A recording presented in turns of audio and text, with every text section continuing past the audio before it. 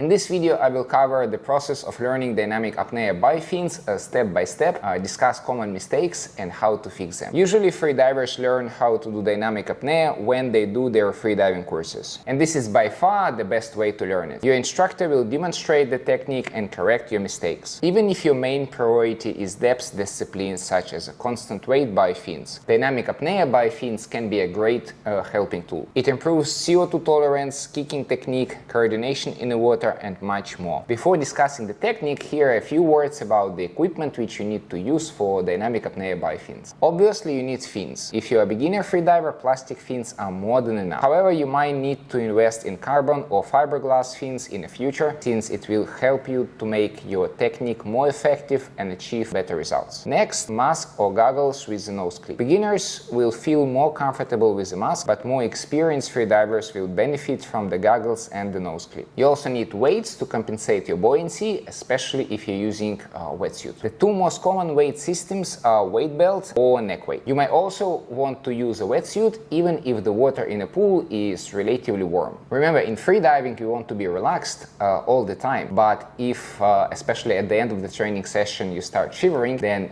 basically your training session is over. And of course, you must have a training partner, since dynamic apnea training happens in the water. Safety should be always a priority number one for freedivers. And as you know, safety rule number one in freediving: you never freedive alone. Make sure that you have someone who knows safety and rescue procedures before you start training with this person. Now, when we have equipment, a training partner, the pool, how we actually start dynamic apnea by fins. Step 1, learn how to start your dive. There are two main ways. You can push from the wall or do a duck dive. When I teach a beginner course, I prefer to teach a duck dive because it also prepares students for the upcoming open water session. But for more experienced freedivers, I recommend switching to the push from the wall technique. The second step is to check and adjust your buoyancy. It's absolutely crucial to have a neutral buoyancy for dynamic apnea. If you have an accurate buoyancy, you're not sinking or floating. You glide forward after the push or kick or arm stroke. The arm stroke can be part of your technique if you plan to swim with the arms along the body. I made an entire video about how to do arm stroke correctly and how to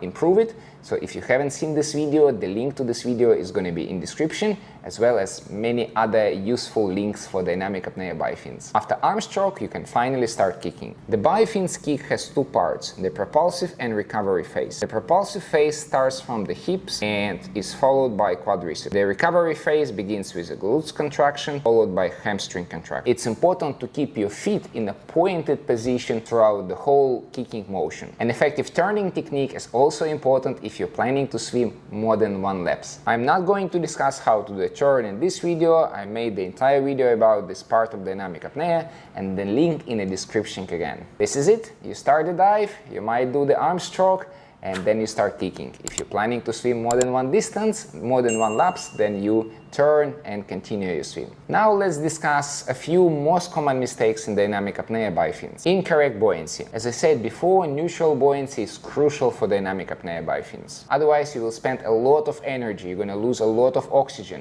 especially if you do the long distance. If you're positive buoyant, you float up and start kicking harder to stay underwater. If you're negatively buoyant, you will fall to the bottom of the pool and need to push from it to be able to continue your swim.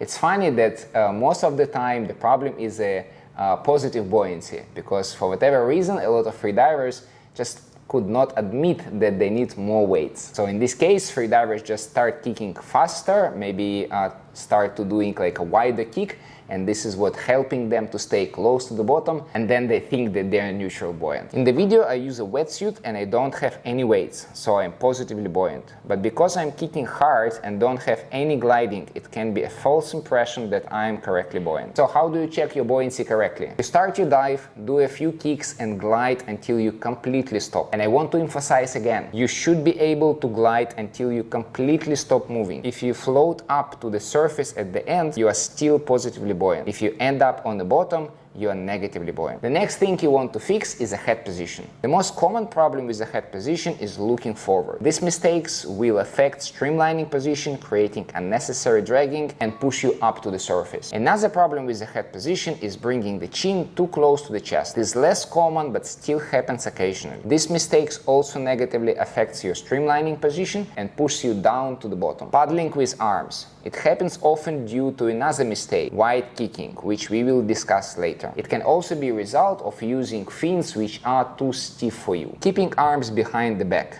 There is no reason to keep your arms behind your back. It's not a relaxed position for your shoulders and arms. It doesn't give you any benefit, so please just don't do it. Another mistake is to kicking too wide. This is a common mistake among beginner freedivers. Create extra drag, which is a result increasing oxygen consumption. And as I said, it also creates another problem, which is a paddling with your arms, which also going to increase your oxygen consumption. This is going to help freediver to compensate extra rotation caused by the kicking too wide. It can happen when a freediver intentionally tries to do a wide kick due to misunderstanding the effect kicking technique, or unintentionally when a freediver is fighting with positive buoyancy.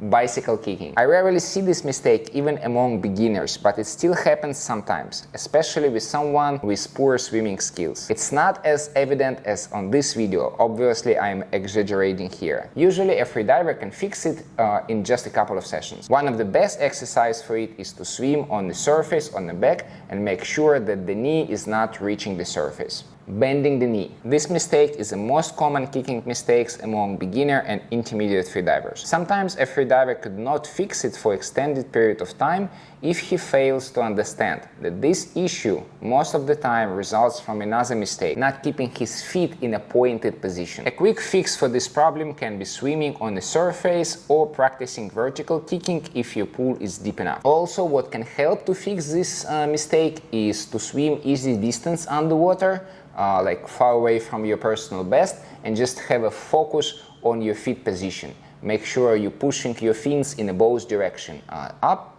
down and up. So you're just focusing on this exact part of your body, on your foot and how it's pushing the fins both directions. Swimming too fast. This mistake happens due to a misunderstanding. A freediver might think that the faster he swims the distance, the less oxygen he will use. But this is not true. When you swim too fast, you will increase the drag and as a result use more oxygen. On the other hand, if you're swimming too slowly, then your dive time is going to be extremely long and this is going to be another problem. So make sure that you find the perfect speed for you, not too fast, but also not extremely slow. Another mistake it is when freedivers start kicking too early when his fins still on the surface. Obviously, in this case, the fins are not used effectively. At the end, a few words about the arms position. Yes, keeping the arm in a streamlining position is more effective. However, it requires a certain level of flexibility. And if you don't have this level of flexibility and still going to try to keep the arms in this position, this is going to create the tension, it's going to ruin your relaxation, and most likely going to increase the level of oxygen you use. So what would be my recommendation for such people who want to swim with the arms in a streamlining position but feeling tense? Then let's start swimming with the arms along the body and also practicing a different stretching and mobility exercise for your upper body, for your shoulders. And then over the time, your mobility and your flexibility in this part of your body is going to be increased, is going to be improved, and then you can start swimming with the arms in a streamlined position. And if you want to know which exercise I like to use for my shoulder mobility and flexibility, check out this video, and if you haven't subscribed to my channel yet, click here.